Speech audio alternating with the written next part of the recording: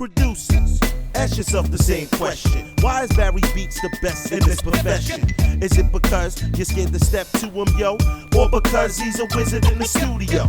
It's beat science, you producers have butterfingers. Watch the video, see him make another banger. Watch him trailblaze, never to stay away. Beat your love like he loves steam railways. Producers hate him, he's so defiant. So please show these people out here your beat science. Science. Hey, welcome back to this Barry's School of Beats. Well done for sticking it out this far. We're on the final section here, and so far we've in part one we looked at the drums, and in part two we looked at the music, the sample that we used, which was this record here, the Golden Avatar album, a track called O Govinda. So that's all arranged now, and as I said in the previous part, the next stage is to add some additional musical layers to the track to just enhance it and give it that bigger sound. So you might have noticed we are in a new environment. We are in the land of Ableton. That's right. I've taken all the stems from all the tracks in the Pro Tools session and imported them into Ableton. The reason being is I've got so many more tasty instruments and, you know, virtual instruments in Ableton. I can do a lot more. I've got a lot more to choose from. And I also wanted to experiment with the MIDI note extraction in Ableton, because with the keyboard layers on this track, I really wanted to get a keyboard player to come round and analyze it and replay all the sections for me. But I kind of gave up in the end. I was waiting around for a few players and they couldn't make it over. So in the end, I just thought, well, I'll have a crack at it myself. I will experiment with the groove, with the note extraction, and see how much of the musical information can be extracted. Now, what is MIDI note extraction? Well, it's kind of like a holy grail, really. It'll analyze any piece of music, and you can extract from it either the melody or the whole harmony, which is all the chords and everything, and it does its best job to extract all the notes and reconfigures it in MIDI notes, so then you can just apply your own instruments to it, which is just incredible technology when you think about it. Only problem is it kind of gets about, I would say, 80-85% of it right. So the meat and bones are in there, but you've got to pick through them in order to get like a really smooth replaying of the part of music you're after. Anyway, more of that later, because the first instrument that I played, the first element, was the bass line.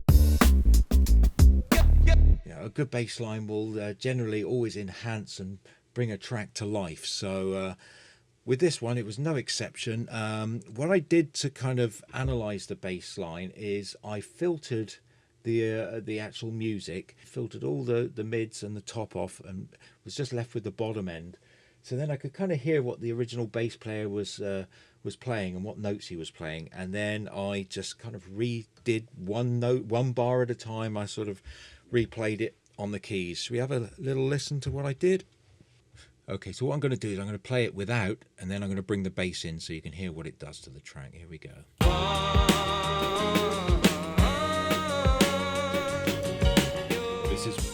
This is without.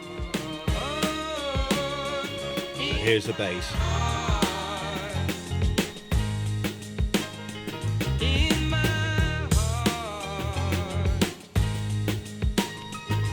And this is the bass solo.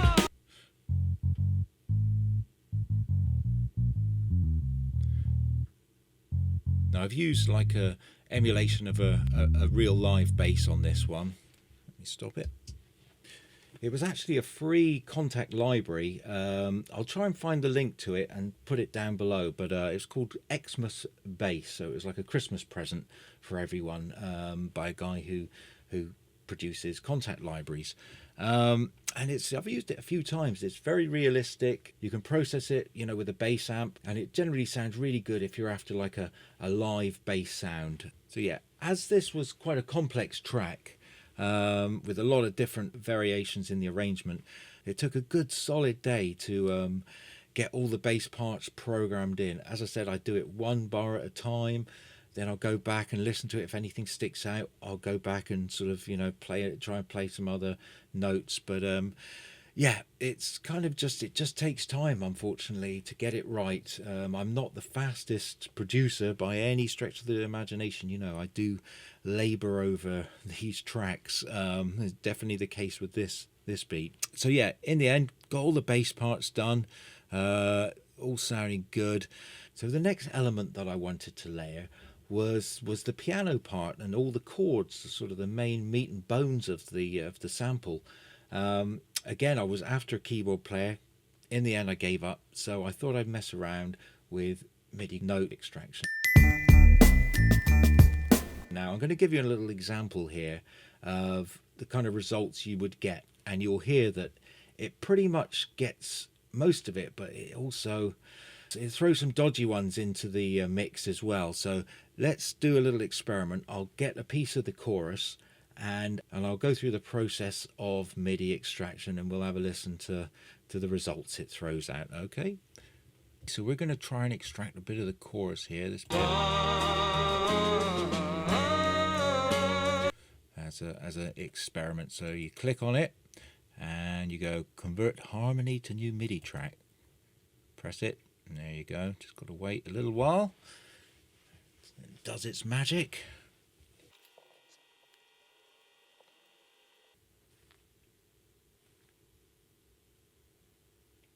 Okay, and there you go. We've got it here. Let's open it up and pull it down so we can see what we got. Right, we got all these notes that it's extracted. And now for the moment of truth, we'll solo it and see what kind of job it's done.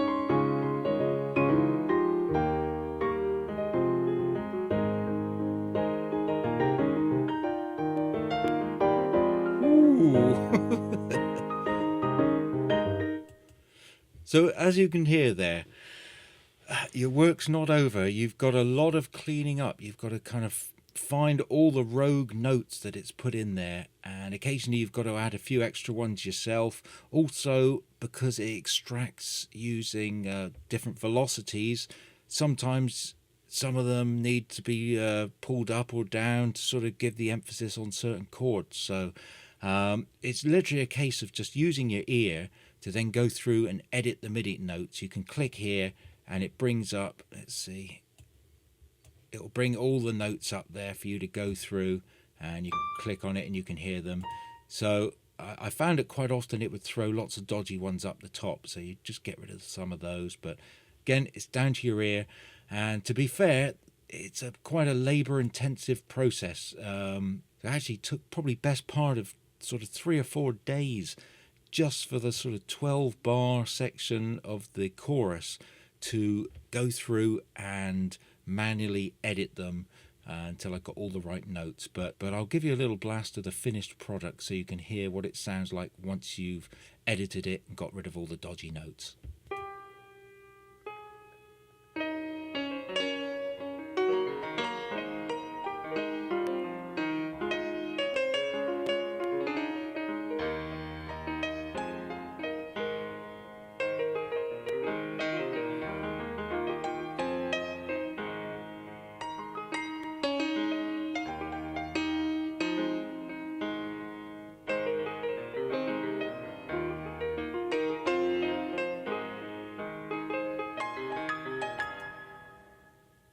So as you can hear, it sounds pretty nice. Okay, and what I'll do now is I'll blend that in with the original so you can hear that how they work together.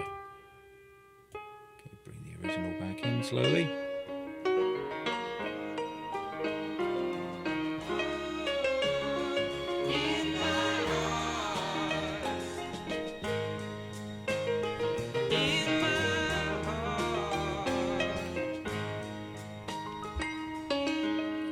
Okay, so not content just with that layer, I thought I'd attempt another one with more emphasis on just the chords themselves rather than the melodic elements. So based on the original edited piano extraction I just played. I then took a few extra notes out and played a few extra ones in and applied a really nice harpsichord sound. So let's have a listen to those together.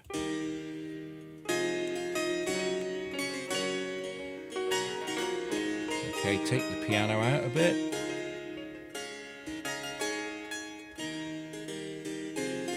Back in.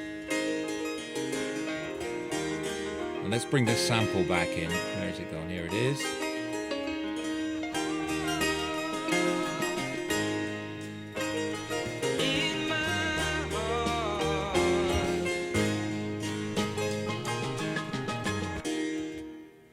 Okay, so there you have it. But as is often the case with me, I didn't quite know where to stop, so I thought, let's just try one more layer. And I got this one here at the bottom, which is actually a Fender Rhodes electric piano, but put through like a Leslie effect. And with this one, I really just wanted the chords pretty much. So I will play this on its own, soloed.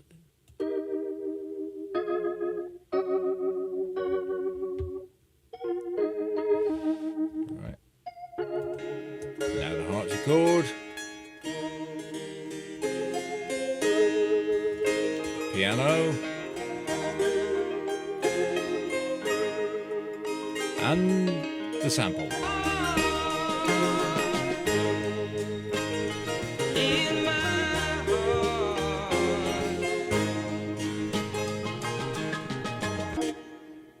So that's the layering for the chorus. Oh, also I did put some extra strings over the string section. Let's listen to those.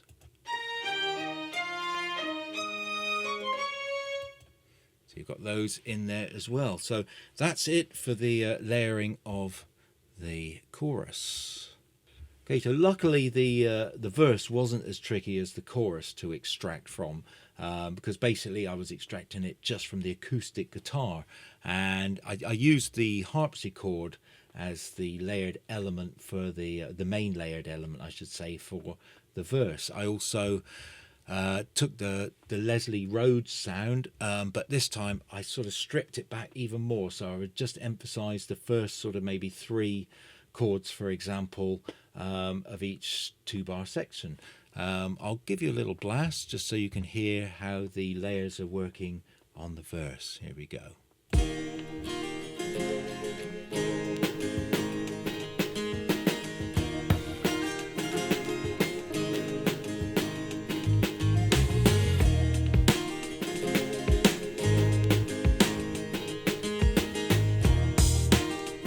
Take the guitar out altogether.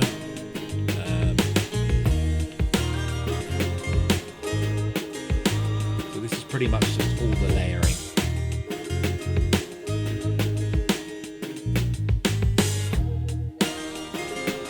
Okay. So that's pretty much it now for all the musical layers. Really liking the way it's sounding. It's definitely just giving it that bigger, more epic sort of polished production sound. Just one more stage now, the final stage, to get in the mix. And to do this, I re-stemmed everything back out of Ableton and got it back into Pro Tools, basically because I'm just a bit more familiar with Pro Tools as far as mixing. And to be fair, I just heard this song too much. I've been working on it for weeks now. So I thought, let's just give it a quick mix in Pro Tools where I feel at home. And let's have a look at that, shall we?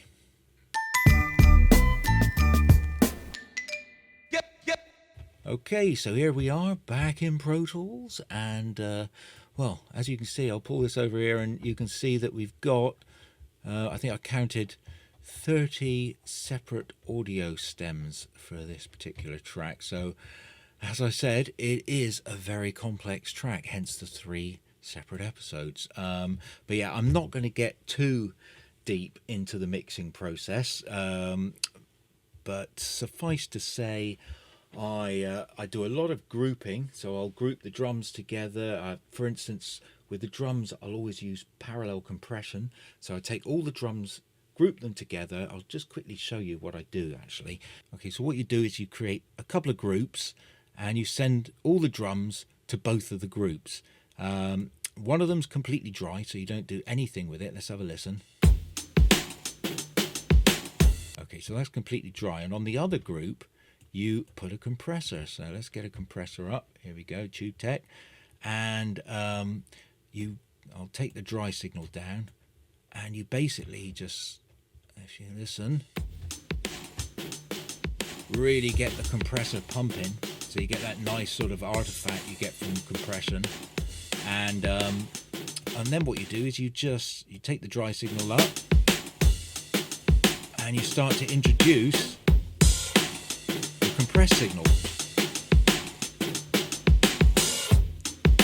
And what you get then is you get the best of both worlds. You get a little bit of the sort of compression effect, the pumping sort of punchy compression effect, but you don't lose the dynamics that are associated with the original signal, particularly in the bottom end, because quite often if you over compress stuff, you tend to lose a little bit of the bottom end. So you get best of both worlds, and it always sounds great, particularly on drums. Okay, so as I said, I'm not going to go into a massive amount of detail about the mixing. It's suffice to say, because there's so many layers in this track, I've just kind of taken, for instance, all the keyboard layers and panned them all out. So, for instance, the harpsichord will be going to the right channel, whereas the piano will be going to the left, and the Rhodes will be, well, somewhere in the middle, probably somewhere in the middle of the Rhodes. And yeah, it just makes it kind of easier to mix a track, because already it's just sounding big. I'll give you an example just by taking the sample out. So if I remove the sample altogether, you can kind of hear that just all the keyboard layers on their own are making it sound pretty big.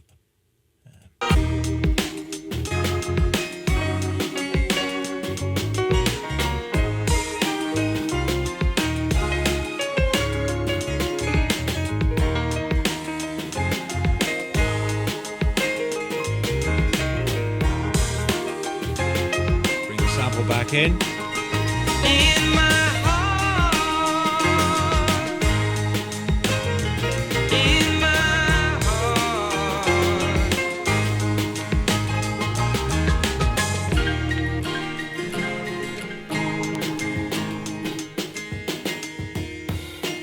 Do the same with the guitar.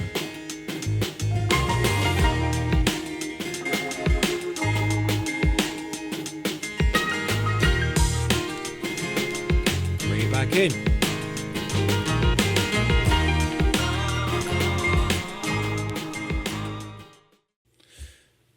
So there you have it. Pretty much that's the track in all its various stages and elements. So I hope you've stuck with it, and I hope you've enjoyed it and maybe got some inspiration or some tips along the way. I'm going to be doing another one very soon, so keep tuned. And in the meantime, don't forget, obviously, do the old subscribing stuff, and the liking. Sharing is caring, so spread it out there, tell all your friends, and yeah, hopefully, as I said before, there'll be plenty more content coming up in the not too distant future, including, as I said, some exciting live streaming I'll be getting into. So yeah, thanks again for your company, and you know, good luck with all the beats you're making out there, and I look forward to reading all your comments, and I'll do my best to reply to as many as I can. All right, so take it easy, keep it funky, and I'll see you later. Cheers.